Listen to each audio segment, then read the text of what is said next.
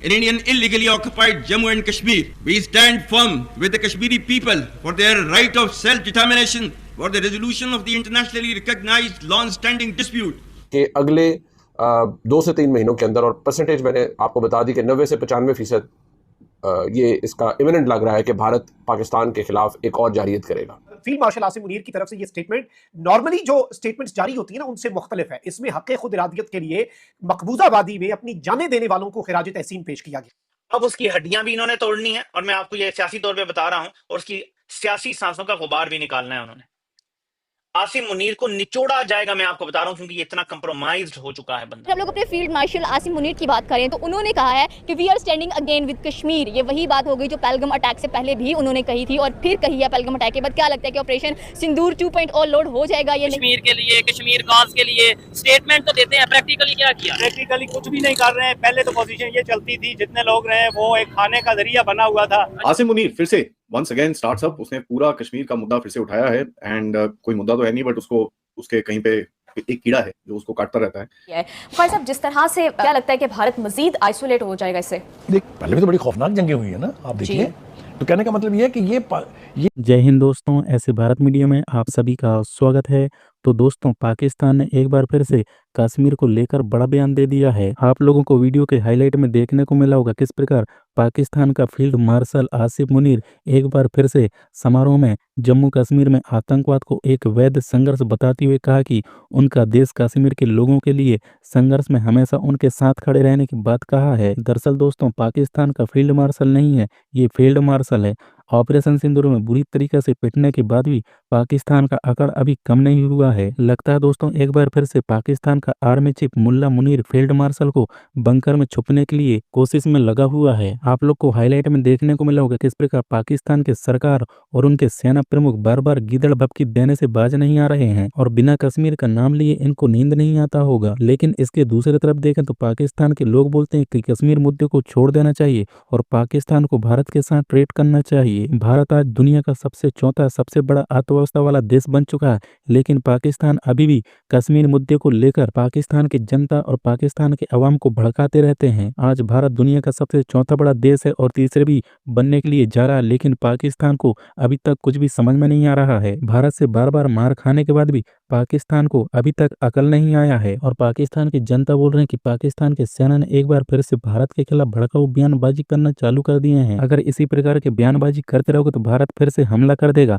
वैसे ही पानी पानी के लिए कर दिया है, लेकिन अब पाकिस्तान के आर्मी चीफ सुधरने को नाम नहीं ले रहे हैं। हम लोग अपने फील्ड मार्शल आसिम मुनीर की बात करें तो उन्होंने कहा है कि we are standing again with Kashmir. ये वही बात हो गई जो पहलगाम अटैक से पहले भी उन्होंने कही थी और फिर कही है पहलगाम अटैक के बाद। क्या लगता है कि ऑपरेशन सिंदूर 2.0 लोड हो जाएगा या नहीं? और third, so why India is on the verge of, कह लेंगे कि एज पर नजर आ रहा है कि हर चीज इंडिया में बुरी दिखाई दे रही है। मुझे कहेंगे आई नेवर बिलीव कि India will attack Pakistan.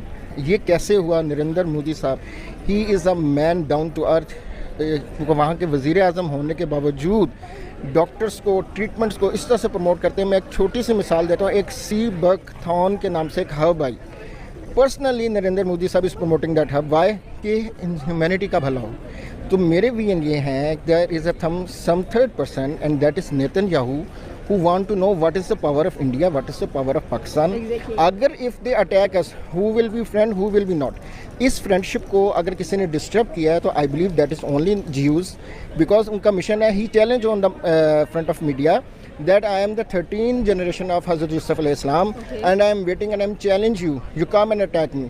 Where we need only peace. My message is only the message of peace for India and for Pakistan. We are one.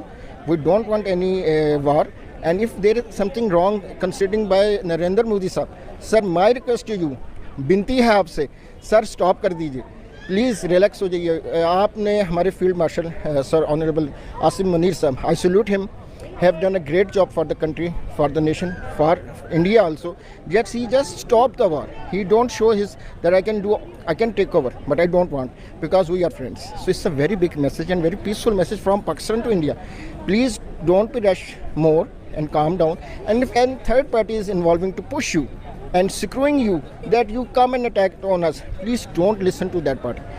These are the persons what they want, that if we are one, we are powerful. If we will be separate, so we can easily disrupt India and as well as Pakistan. Exactly. Divided we कह लें कि united we stand and divided we fall, same strategy जो Netanyahu इस्तेमाल कर रहे हैं। Ma'am आपकी क्या राय है कि इंडिया के अंदर राइट जो सिचुएशंस चल रही हैं, सब हर किसी की आंखें राइट इंडिया की तरफ हैं। इंडिया और Pakistan specially south east Asia खित्ते के अंदर बहुत ज़्यादा कह लें कि एक दिलचस्पी का मौजू बन जाते हैं जब भी कोई बात होती है। तो यहाँ पर अगर देखा जाए तो हमने भी बात की कि भाई कश्मीर में पहलगाम अटैक हो गया, आप यहाँ पर भी देख लें, हमारे नॉर्थ वजीरिस्तान के अंदर अटैक्स पर अटैक्स नजर आ रहे हैं, बलोचिस्तान में नजर आ रहे हैं। तो both countries want pieces and specially अगर देखा जाए तो भाई अब बस हो गई, आप थोड़ा सा आप हौसला रख लें। बिल्कुल, ये जो दोनों नेबर कंट्रीज के जो ताल्लुकात सही हुए थे कैसे खराब हो गए। देखिए मेरी एक चीज नोटिस की होगी कि कुछ भी होते हैं कंडोलेंस दोनों मुल्क भेजते हैं एक दूसरे के लिए। मेरी बात सुनिए, देखिए सबसे पहले जब यहाँ हमारी फूड शॉर्टेज, देखिए सबसे पहले ह्यूमैनिटी, हम लोग ये थे, हमारे इधर अनियंस वाइट वाले पंजाब के ख़त्म हुए, सिंध के फ़ौरन से पहले हमें रेड ब्लैक इंडियन अनियंस आ गए। हम लोगों के ginger garlic necessity of life food chain नहीं रुक पा रही। अब ये जो एक हो गया है एक, और इसके बाद से भी ये जो चीज़ें हो रही हैं, ये देखिए ये ह्यूमैनिटी पे डायरेक्ट असर कर रही है। कश्मीर का मसला हल नहीं हुआ। अब फील्ड मार्शल आसिम मुनीर ने एक मैसेज दिया है दिल्ली के लिए, डायरेक्ट मैसेज दिया है इंडिया के लिए कि भाई हम चाहते हैं टेबल पे आए और कश्मीर का मसला हल करें, अदरवाइज आना फिर भी टेबल पे पड़ेगा। क्या कहना चाहेंगे इसके ऊपर? कश्मीर का मसला है क्या और ये हल कैसे होगा? जंग से हल होगा, टेबल टॉक से हल होगा, या हल होगा ही नहीं? नहीं, हल करना चाहे तो टेबल टॉक से ही हल होगा। जंग किसी चीज का हल नहीं है, तो भाई फिर भी टेबल टॉक ही होगी एंड पे भी। ठीक है, लेकिन आसिम साहब बहुत अच्छे इंसान है, अगर वो चाहेंगे तो अब हो सकता है मसला इस वक्त हो सकता है, लेकिन अगर वो भी नहीं चाहेंगे दूसरी गवर्नमेंटों की तरह जैसे पहले लोग रहे हैं, ठीक है, तो अगर वो भी नहीं चाहेंगे तो कभी भी नहीं होगा। लेकिन वो चाहे तो हो सकता है, लेकिन टेबल टॉक के जरिए।